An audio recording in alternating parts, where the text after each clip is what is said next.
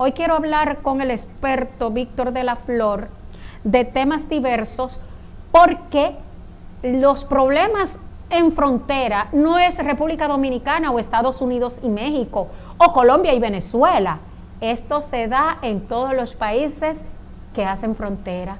Hay problemas y si le da una enfermedad a uno, pues el otro se cuida porque por ahí hay negocios bilaterales. Hay muchas situaciones que se dan. Víctor, bienvenido. Hola Araceli, muchas gracias una vez más por la invitación. Bueno, el placer siempre ha sido nuestro, Víctor. Yo sé que tenemos un tema muy especial, pero yo quiero generalizar, Víctor, porque se está dando una situación y es que la gente tiene la curiosidad y habla, sobre todo en los dominicanos, que hablan, ay, que en Haití se está hablando de antra, ahorita contamina República Dominicana. Y yo digo, ¿cuál sería el país que escapa a una enfermedad que se da en un país y otro? Así tengan que irse por avión y por tierra mucho más. Ahora bien, ¿cuál país escapa al problema migratorio? Bueno, Araceli, ningún país se escapa al problema migratorio, lamentablemente. Hemos visto en los últimos años, bueno, hablando de Estados Unidos, la masiva entrada de inmigrantes por la frontera sur con México, y no solamente de mexicanos, sino de colombianos, de venezolanos, peruanos y de otras muchas nacionalidades, incluso del África, del Asia, etcétera. Sucede también lamentablemente con el éxodo venezolano que han entrado a Colombia, han entrado a Perú. Yo soy de Perú originalmente y si bien hay más de 1 millón de venezolanos en Perú ya hace unas semanas, recién el gobierno peruano aprobó, digamos, una restricción para aquellos venezolanos que están entrando a Perú con el simple requisito, por ejemplo, de pedir visado, independientemente de, digamos, asilos políticos que puedan existir por ahí, pero aquí la idea, perdón, y también, por ejemplo, en Europa, muchos africanos entran a Europa a través de España, de Portugal o de Italia, porque ellos, si bien no tienen una frontera terrestre, si tienen una frontera, digamos, acuática, marítima, por lo tanto ellos suben a lanchas, igual como hacen algunos cubanos para llegar a Florida, algunos africanos del norte cruzan con lanchas hacia las costas europeas. Entonces, como podemos ver, esto es un fenómeno mundial, es un fenómeno global y lo que yo sí, digamos, propongo siempre es que un país tiene que asegurar sus fronteras porque tiene que defender a sus nacionales, tiene que defender su seguridad nacional, tiene que defenderlos, no solamente, digamos, un tema físico, ¿no? Que no te ataquen, sino también quizá de salud, que no ataquen tu población con nuevas, con nuevos virus, con nuevas enfermedades que puedan pues decimar a tu población, que eventualmente los gobiernos para lo que existen es para proteger a la población de un determinado país. Eso digo yo. República Dominicana, y voy a poner el ejemplo de República Dominicana, Víctor, porque ahora mismo hay una situación, una migración masiva, y sobre todo porque los haitianos tienen un gran problema, un grave problema. Además de las carencias, dígase de alimentos, que República Dominicana, por cierto, por su frontera intercambia el comercio con Haití. Entre otras cosas está la criminalidad y muchos haitianos criminales pasan a la República Dominicana, pero digo yo también viceversa, porque usted como criminal y lo están buscando, pues usted se escapa por una frontera y sobre todo vulnerable. En la palabra vulnerable es que quería caer. ¿Cuál de esas fronteras que ha mencionado deja de ser vulnerable? La burlan en los Estados Unidos, la burlan en República Dominicana, la burlan Venezuela, Colombia.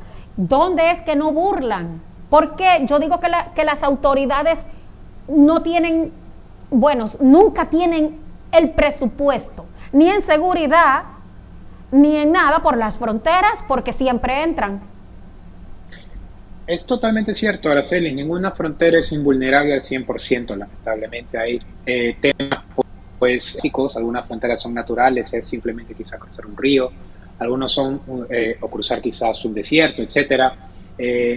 Otro tema dependiendo del país, claro está, es un tema de cuánto dinero se invierte para cuidar la frontera, cuántos agentes fronterizos tienes, cuántas patrullas tienes, cuánta tecnología tienes, etcétera. Y otro tema es de organización, qué procedimientos tienes para cuando se identifica a una persona que está entrando de manera ilegal a tu país, ¿qué es lo que haces? Le pides papeles, lo expulsas directamente, hay un proceso quizá para que pueda someter algún tipo de asilo o de protección internacional.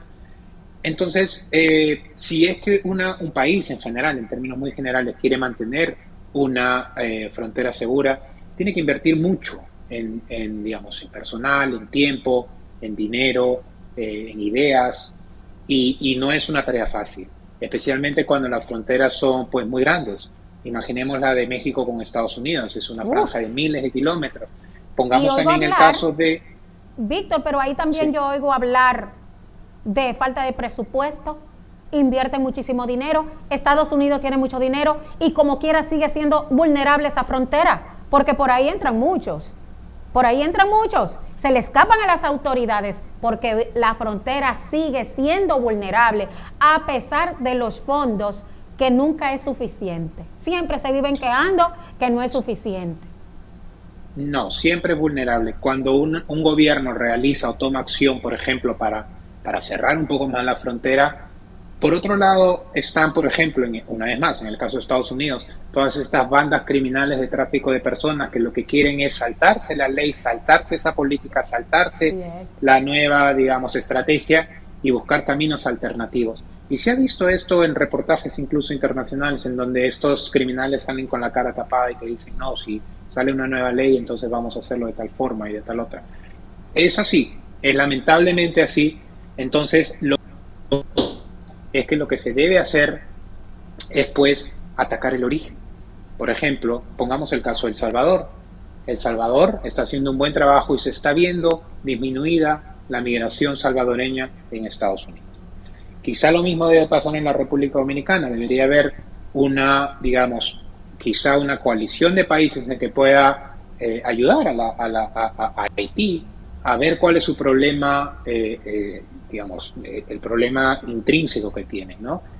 Es un país muy, muy dañado, es un país muy quebrado, pero se puede solucionar, creo yo, el tema desde adentro. Hay que ver también el origen ¿no? de la causa del problema para ver si es que puede haber una solución al tema de inmigración, que es muy complejo, por cierto. Y ya cayendo y casi terminando, quise tocar con Víctor este tema, que hoy teníamos otro muy importante, pero como Vanessa nos puso un reportaje especial hablando de situaciones generalizadas y sobre todo, señores, porque ahora amenaza la enfermedad del antra. La República Dominicana está tomando medidas en la frontera, pero vuelvo y reitero, Víctor, por la frontera pasan armas, pasan delincuentes. ¿Y cómo no se va a pasar una enfermedad? Si la enfermedad ni siquiera se ve. Dime tú a ver. Así es que somos nosotros, señores, que debemos de cuidarnos, sobre todo aquellas que viven en el lado fronterizo. Sí, eso es cierto. Es con lo que pasó también con el COVID. El COVID no lo pedimos, viajó desde China, se dice, pero bueno, el tema es que las enfermedades no las podemos agarrar, no podemos hacer nada para impedirlo, pero sí tomar acción si es que ya sabemos qué va a pasar. Yo creo que digamos, las autoridades de salud deben establecer protocolos, deben establecer lineamientos para poder restringir que esa enfermedad se expanda dentro de la población, porque una vez más, lo que los gobiernos, digamos, tienen la función es de proteger a su población. Eso es lo primero que tiene que hacer un gobierno, proteger a su población. Bueno, señores, dejando